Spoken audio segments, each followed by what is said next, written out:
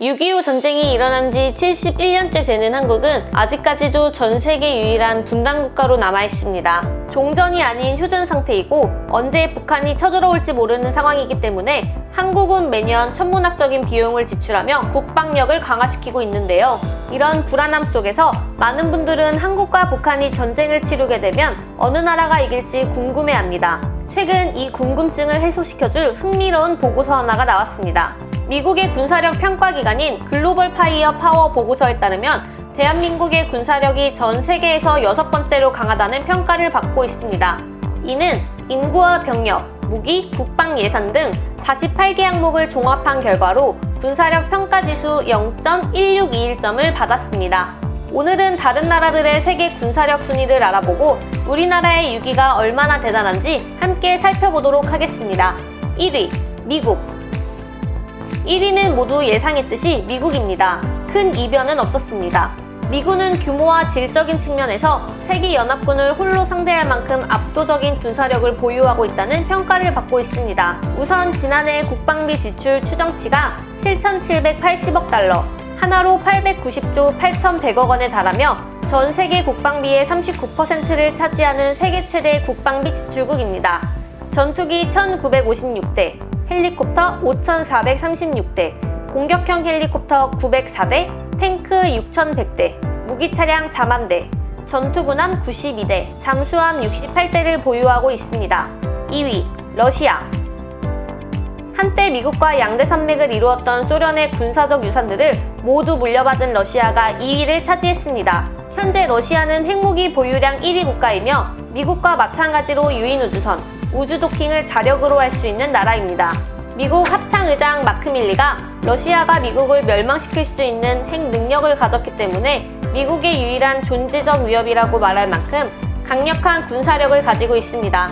러시아는 전투기 789대, 헬리콥터 1540대, 공격형 헬리콥터 538대, 탱크 13,000대, 무기차량 27,000대, 전투군함 15대, 잠수함 64대를 보유하고 있습니다. 3위, 중국.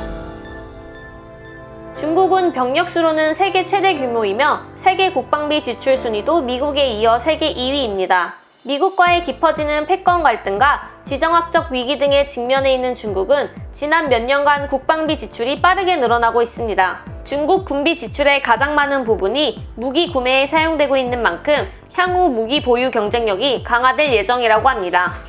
전투기 1,200대, 헬리콥터 902대, 공격형 헬리콥터 327대, 탱크 3,205대, 무기차량 35,000대, 전투군함 50대, 잠수함 79대를 보유하고 있습니다. 4위, 인도. 인도는 핵, ICBM, 항공모함을 다 갖추었고 세계 2위의 140만의 병력과 세계 3위의 국방비, 그리고 풍부한 실전 경험을 갖춘 군사대국입니다. 인도 해군은 영국 식민지 시절의 경험을 통해 중국 해군, 일본 해상자위대에 이은 아시아 3위입니다.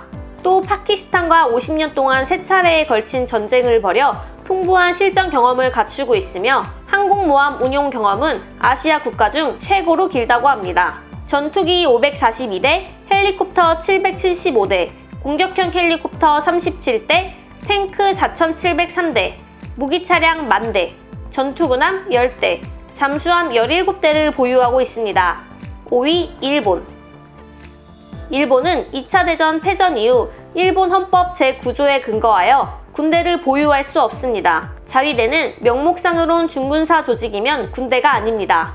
일본은 일본국 헌법에 따라 타국으로부터 침략이 있지 않은 한 먼저 전쟁을 선포할 수 없다고 합니다. 즉 자위권만 있고 교정권이 존재하지 않기 때문에 자위대라는 애매한 이름이 붙은 것입니다. 다른 건 모르겠고 본인 나라의 헌법이나 꼭 지켰으면 좋겠습니다. 6위, 한국.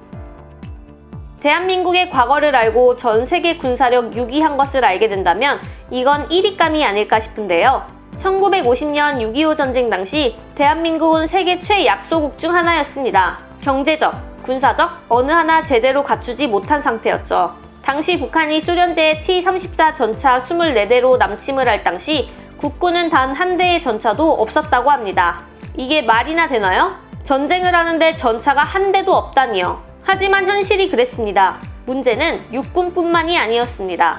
공군의 전력도 사정은 다르지 않았습니다. 당시 북한은 전투기와 폭격기 등 211대를 보유했지만 우린 22대의 연습용 비행기만을 보유했고 전투기는 있지도 않았습니다. 그러니 3일 만에 북한에게 수도 서울을 빼앗기고 낙동강 방어전선까지 밀릴 수밖에 없었던 것이죠. 하지만 대한민국은 1984년부터 국산 전차 개발에 착수하기 시작했고 1987년부터 최초의 한국형 전차 K1 양산에 돌입했습니다. K1을 시작으로 수많은 연구와 발전을 통해 지난 4월에는 4.5세대 초음속 전투기 KF-21 보라매를 개발하며 새로운 역사를 썼습니다.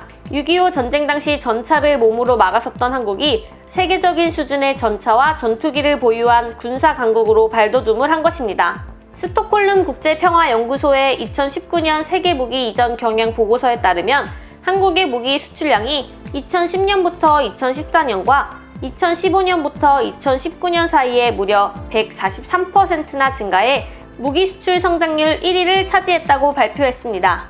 현재 우리나라의 국방비는 2017년부터 연평균 7% 이상 증가했으며 지금 같은 추세라면 늦어도 2026년엔 일본의 국방비를 뛰어넘을 전망이라고 합니다. 또 5월에는 1979년 한미 합의로 미사일 지침이 설정된 이후 42년 만에 완전 종료가 선언되었습니다. 우리나라는 미사일 개발의 족쇄와 같았던 최대 800km 이내로 설정된 사거리 제한에서 완전히 풀리면서 사거리에 구애받지 않는 미사일 개발은 물론 우주산업 발전에 속도를 낼 발판을 마련했습니다. 전투기 402대, 헬리콥터 734대, 공격형 헬리콥터 112대, 탱크 2600대, 무기차량 14,100대, 전투군함 12대, 잠수함 22대를 보유하고 있습니다. 28위 북한. 북한 다들 궁금하셨죠?